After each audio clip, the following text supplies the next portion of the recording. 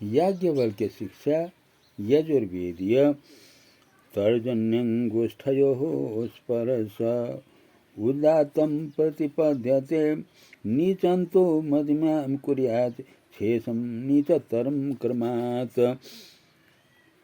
इस आयुषी शिक्षा में सामवेदीय स्वर के प्रदर्शन के लिए हस्त संचालन का आचार्य निर्देश करते हैं कि सामवेद में जो षडज आदि 7 स्वर सप्त रात्रास त्रयोग्रामा मूर्छना चैकविंशति ही ताला 49 इत्यादि प्रसिद्ध हैं। वे ही तैत्तिरीय प्रातिशाख्य में भिन्न भिन्न नामों से यथा क्रुष्ट, मध्यम, द्वितीय, तृतीय, चतुर्थ, मंद्र और अतिस्वार्य हैं।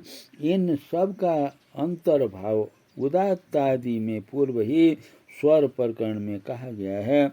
उदात्त के लिए निषाद गांधार स्वरों का तर्जनी तथा अंगूठे से करना चाहिए।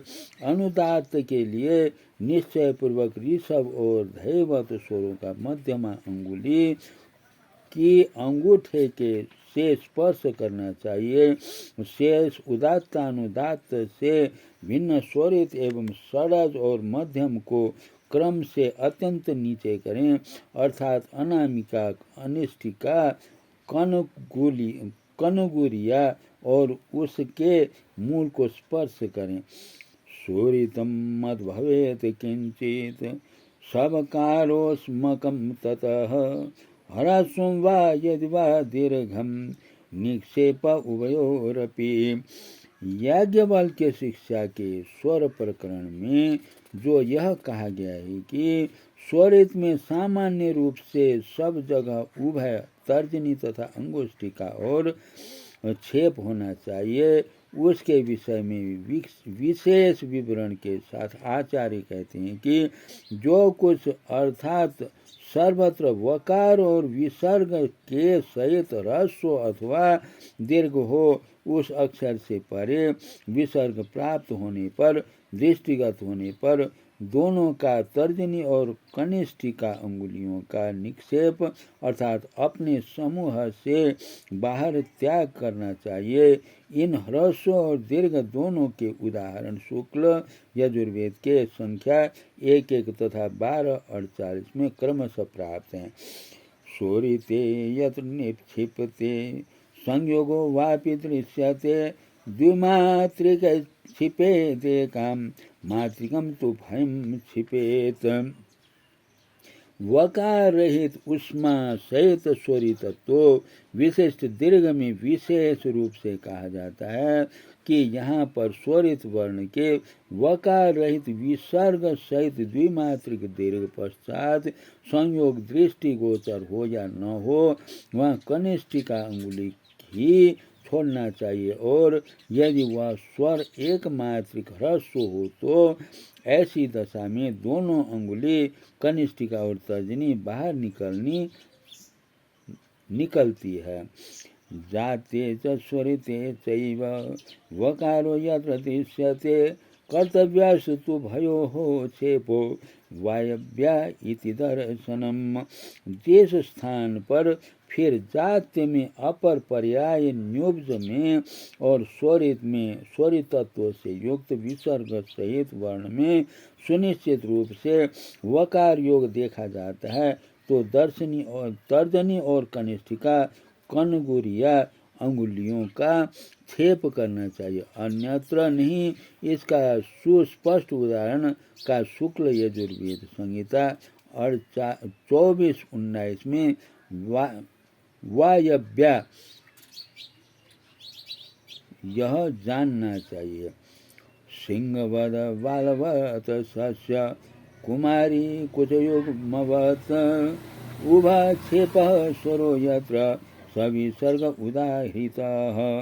अवसर प्राप्त तर्जनी और कनिष्ठिका अंगुलियों के उभय छेप के विषय में आचार्य कहते हैं कि जहाँ ह्रस्व में और स्वरित तो सामान्य विशिष्ट सबकार जात्य विशिष्ट दीर्घ में विसर्ग सहित सूक्ष्म स्वरित उभय छेप विहित है, वहाँ तर्जनी और कनिष्ठिका दोनों अंगुलियों का मोचन उचित है, अन्यों का नहीं। यहाँ दो उदाहरणों के द्वारा स्पष्ट किया जाता है कि जैसे गाय के बछड़े का दो सिंह कुछ अंतराल के साथ होता है तथा अप्राप्त यौवना कुमारी कन्या के दो स्तनों में अंतराल रहता है, उसी प्रकार छेद करना चाहिए। विसर्गान्तः स्वरो ह्रस्वो स्वरिते यत्र दृश्यते दीर्घस्तु सवकारश्च तत्रो भक्षेप उच्यते। यहाँ उभय छेप में स्वर स्थल को निचोड़कर प्रदर्शित किया जाता है, जहाँ स्वरी तत्वों के सामान्य रूप से युक्त हो, इससे जात्य का भी ग्रहण किया गया है। ह्रस्व वह चाहे गुरुभूत हो अथवा अगुरुभूत या निर्वकार हो अथवा सबकार, जहाँ उसमें विशिष्ट स्वर दिखाई दे या प्राप्त हो, वहाँ उभक्षेप होना कहा गया है। उसी प्रकार दीर्घ स्वर भी बकार के सहित हो तो उभय छेप के योग्य होता है। त्रिविधा तो भवे दुष्मा प्रचिता बलकातरा स्वरिते प्रचिताम विद्यान निपाते बलका विदुः उत्थाने तु तथा तारा मेता त्रिभिरुष्मभिः मात्रा मादौ विदित्वा तु ततः क्षेपम प्रयोजयेत।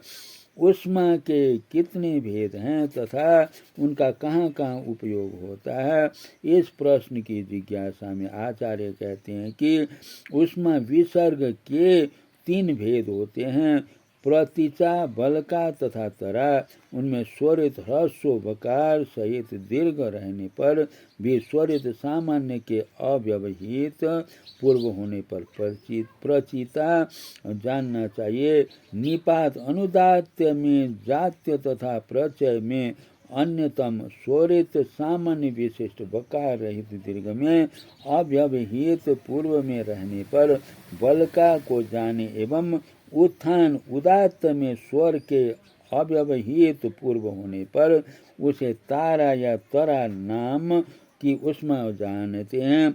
इन प्रचितादि तीनों उष्माओं विसर्गों को उपलक्षित वर्ण में जानकर प्राथमिकता के साथ उभय छेप का प्रयोग करें। अक्षरम भजते काचित द्वित्वे प्रतिष्ठिता समान जाति का काचित उष्मा प्रदायिनी। उष्मा विसर्ग के अनेक स्वरूप होते हैं।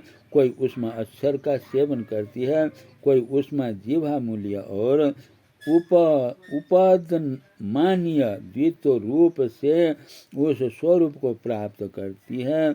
विसर्ग की अपेक्षा इन दोनों के उच्चारण में द्वैगुण्य होने से द्वित्व है। कोई उष्मा विवृत्ति को प्राप्त करती है और कोई उष्मा अंतर्वायु को देती हुई बाहर छोड़कर प्रकट होती है।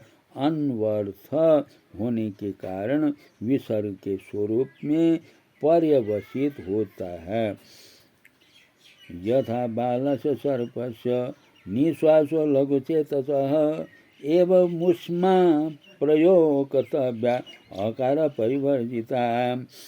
उष्मा विसर्ग के उच्चारण के अनुसार उसके उष्म प्रदायित्व के विषय में आचार्य कहते हैं, जिस प्रकार स्वल्प शक्ति युक्त अतएव कमजोर सर्प के बच्चे पौवा का श्वास प्रश्वास निकलता है, जैसा कि सुना जाता है, उसी प्रकार उष्मा विसर्ग का प्रयोग हकार को छोड़कर करना चाहिए। कहने का आशय यह है कि उष्मा को अर्थात विसर्ग को हकार नहीं मानना चाहिए। अधिकांश लोग अज्ञानता के कारण विसर्ग को ह समझते हैं, जो समुचित नहीं है। विवृत्ति प्रत्ययामुष्मां प्रवदन्ति मनीषिणः तामेव प्रतिषेधन्ति आ इ उ एत निदर्शनम्। उष्म विसर्ग के संबंध में विशेष विचार करते हुए आचार्य कहते हैं कि वैदिक विद्वान उष्म विसर्ग को विवृत्ति प्रत्यय अर्थात विवृत्ति से प्रतीत होने वाला ऐसा मानते हैं। यह कहाँ होता है, इस जिज्ञासा में कहते हैं कि आ ई उ और ए ये निदर्शन उदाहरण हैं और ये स्वर मात्र के उपलक्षक हैं। उससे ह्रस्व स्वर के परे कथ्यमान वत्सानुसारिणी जो विवृत्ति है उसका निदर्शन होता है।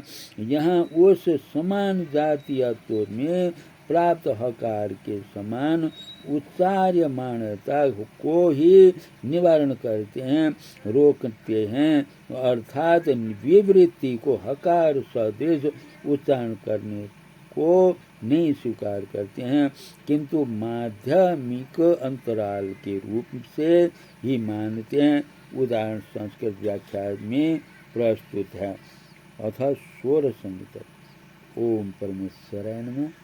सर्वे भवन्तु सुखिनः।